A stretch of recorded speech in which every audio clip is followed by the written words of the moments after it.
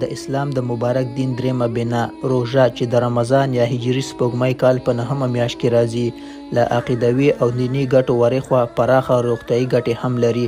د رمضان مبارکه میاشت کې د روژې نیونې 15 روغتیایي ګټې دلته درته وایو.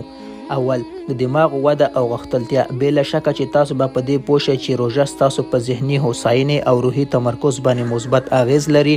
پر مغزو د روژې اغیز دومره لوړ او ښه دی چې ښایي تاسې یې په اړه فکر هم ونه شئ کړئ.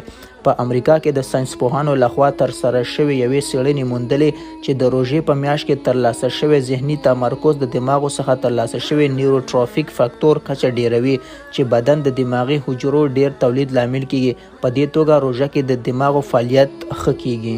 دوهم، د ځینو عادتونو پرېښودل. غوړ، خواږه او سګرټ هغه څیزونه دي چې له امله یې وجود کې نورې ناروغۍ پیدا کیږي. د روژې مبارک میاشت کې د غوړو، خواږو او ورته نورو خوراکونو اندازه کمیږي او همدا ډول د ورځې په جریان کې سګرټ نه څکول کیږي. د دغه پورته څیزونو لنډمهال پرېښودل هم سبب کیږي چې وجود کې د دوی له امله رامنځته شویو ناروغیو کچه ټیټه او تر کنټرول لاندې ونیول شي. درېیم، د کلسترول ټیټېدل. څېړنو ښودلې ده چې د رمضان میاشت کې 10 ورځې روژه نیول وجود کې کلسترول ټیټوي. وینه کې د کلسترولو کچه ټیټېدل د وزن د کمیدو سبب هم کیږي. هر کله چې وینه کې کلسترول ټیټ شي نو د زړه ناروغیو او د وینې لوړ فشار مخه نیول کیږي. د تجربو پر بنسټ د وینو د کلسترولو ټیټېدو تر ټولو ښه وخت د رمضان مبارک میاشت کې روژه نیول دی. څلورم، اشتها برابریږي.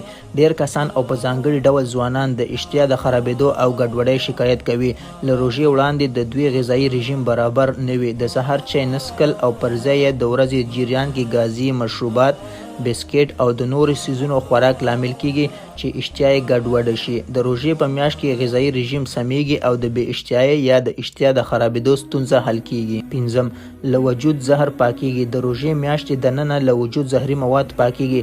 له سهاره بیا تر ماښامه د خوراک نه کول سبب کیږي چې وجود د استراحت په یو پړاو کې وساتي. دې سره د هاضمې سیستم داسې کار کوي چې وجود کې ټول شوي زهري مواد پاک او لرې کړي.